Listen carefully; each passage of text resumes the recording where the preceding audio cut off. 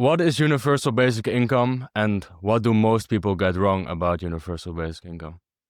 A basic income would be giving every individual, every man and every woman, equal modest amount each month in cash or equivalent that they can use in whatever way they think fit.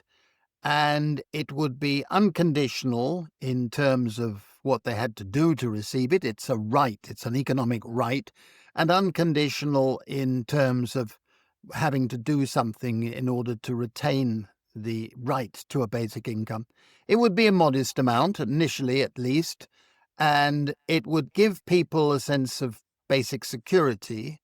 And I've always advocated it as a mechanism of freedom, a mechanism of security, and a mechanism of social justice, in the sense that in society we have the commons, which have been handed down to us through many generations, whether it's in the Netherlands or in any other country.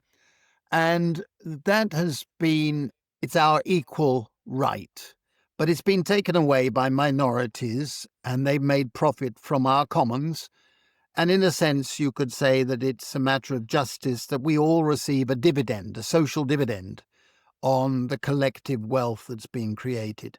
Now, the most usual criticism is that it would be something for nothing, and it would deter labour supply, and that it would be too expensive and therefore impracticable. Now, the wealthy receive something for nothing every day of their lives. They are given inheritance. They've never done anything to deserve it, and they get it. If you are saying that there should be nothing, something for nothing, then you should say we should abolish all inherited wealth. I want to hear that from those critics, right? The second thing is that we've found from experiments and pilots that people who have basic security actually work more, not less. We've done a lot of pilots, a lot of experiments in many types of country. There are more than 100 experiments going on at the moment as we talk. And the third, it's eminently affordable. We would start at a low level and build up as the resources were mobilized.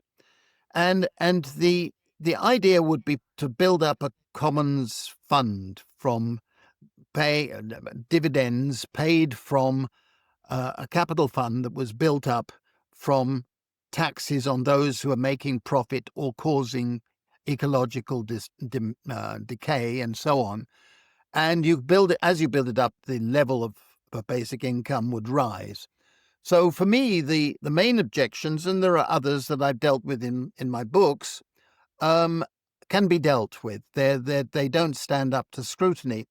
What I think is most important at this point in 2025, and we're talking with an election in the Netherlands in the background, and with Donald Trump causing chaos and dismay for the whole world, and with far-right movements growing all over the world, we must realize that if you don't provide people with basic security, basic economic security, you should not be surprised if they move to support populists and far-right neo-fascists, because they are promising something, and those of us who put ourselves on the left, if you like, so far the left has not provided any alternative route to giving people security. And we must realize that for a good society in Europe or in any other part of the world where I work a lot, it's essential for us to be providing security for people so that they can get up in the morning and feel that they can handle the day ahead.